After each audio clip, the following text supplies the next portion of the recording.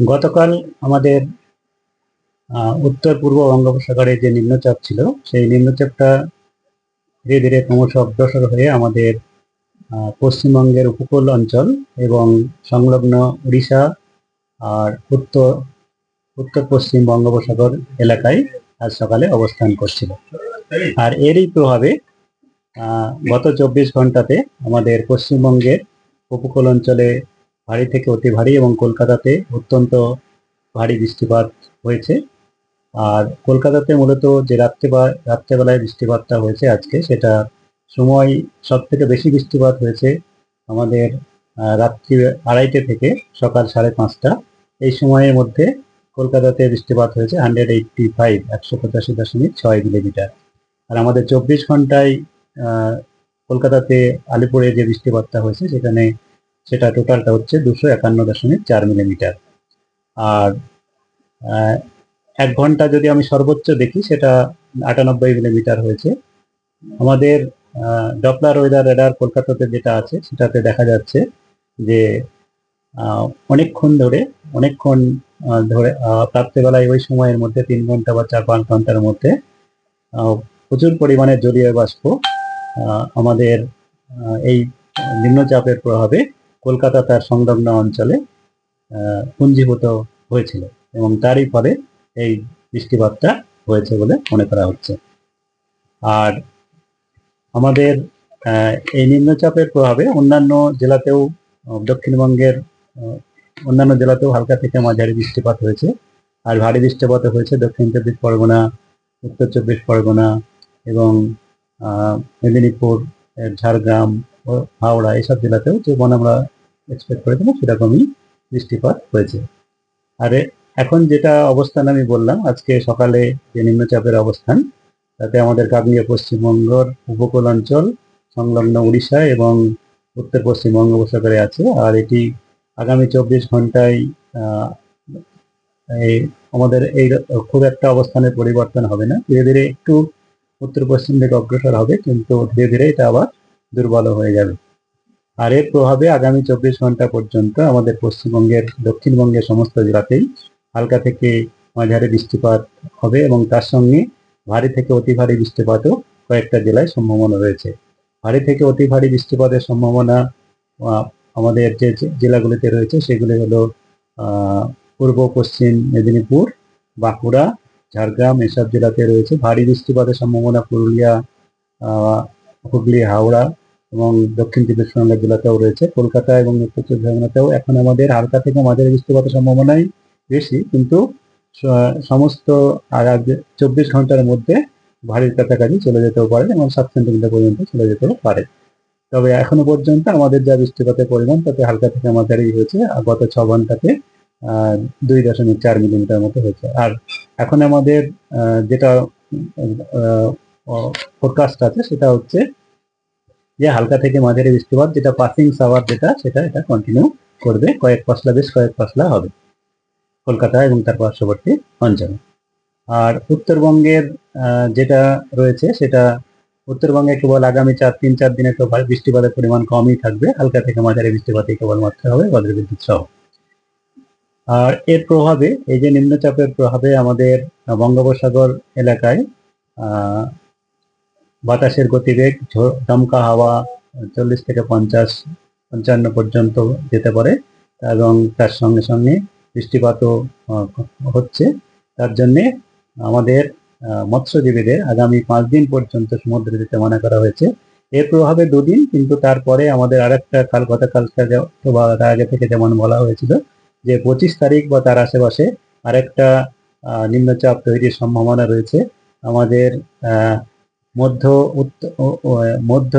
পূর্ব মধ্য বঙ্গোপসাগর এবং সংলগ্ন উত্তর পূর্ব বঙ্গোপসাগর এলাকায়, এবং এটি ক্রমশ অগ্রসর হয়ে আমাদের উত্তর পশ্চিম এবং সংলগ্ন পশ্চিম মধ্য বঙ্গোপসাগরে আসবে 26 তারিখ নাগাদ, যেটি গভীর নিম্নচাপে পরিণত হওয়ার সম্ভাবনা থাকবে 26 তারিখ নাগাদ, এবং 27 তারিখ নাগাদ এটা উড়িষ্যা এবং অন্ধ্রপ্রদেশ উপকূল সংলগ্ন অঞ্চল দিয়ে অতিক্রম করার সম্ভাবনা আছে স্থলভাগ। এর প্রভাবের জন্য আমাদের মৎস্যজীবীদের জন্যেও সতর্কতা আগামী 5 দিন পর্যন্তই থাকছে। মৎস্যজীবীদের আগামী 5 দিন পর্যন্তই সমুদ্রে যেতে মানা করা হয়েছে। আর এই নিম্নচাপ এবং এখনকার যে নিম্নচাপ এর প্রভাবে আগামী 2 দিনে তো আমি ভারী বৃষ্টিপাত বললাম। তাছাড়াও পরবর্তী নিম্নচাপের জন্য আমাদের পশ্চিমবঙ্গের সমস্ত জেলাতেই, দক্ষিণবঙ্গের সমস্ত জেলাতেই হালকা থেকে মাঝারি বৃষ্টিপাত হবে এবং একটি জায়গায় উপকূল অঞ্চলে ভারী বৃষ্টিপাতের সম্ভাবনাও আপনার থাকছে। আর এই পরের নিম্নচাপ সম্পর্কে আরো বিষয় আমরা ওয়াচে রয়েছি। আমরা ক্রমশ সর্বক্ষণ এটা ওয়াচ রাখা হচ্ছে, এরপরে আরো ডিটেলস দেওয়া হবে আর কি। ধন্যবাদ। এরপরে যে নিম্নচাপ সেটি কোন দিকটা হবে?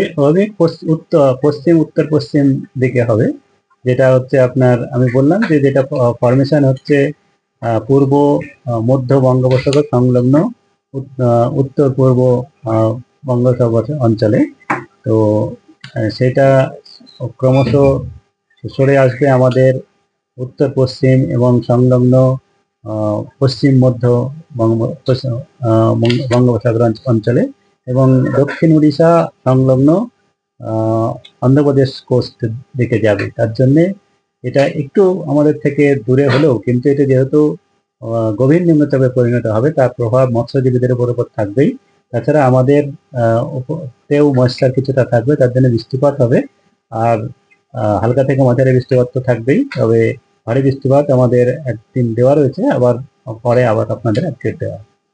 একটা প্রশ্ন, অনেকে বলছে কালকে অফিসিয়ালি আমরা অলরেডি আপনাদের প্রেস রিলিজ দিয়েছি গ্রুপে, সেখানে আমরা মেনশন করেছি যে এটা আপনার যেটা আমাদের নিম্নচাপ ছিল, সেই নিম্নচাপের প্রভাবে প্রচুর জলীয় বাষ্প আমাদের কলকাতা তার সংলগ্ন অঞ্চলে অনেকক্ষণ ধরে পুঞ্জীভূত থাকে এবং সেটি বৃষ্টিপাতের কারণ হয়ে ওঠে। এটা আমরা যদি আমাদের ডপলার ওয়েদার রেডার যেটা আমাদের কলকাতাতে আছে তার ছবিও আমরা দিয়েছি, সেটা আপনারা যদি লক্ষ্য করেন যে মেঘের উচ্চতা বা হাই যেটা ছিল সেটা সর্বোচ্চ 5 থেকে 7 কিলোমিটারের মধ্যে, খুব বেশি উচ্চতা ছিল না।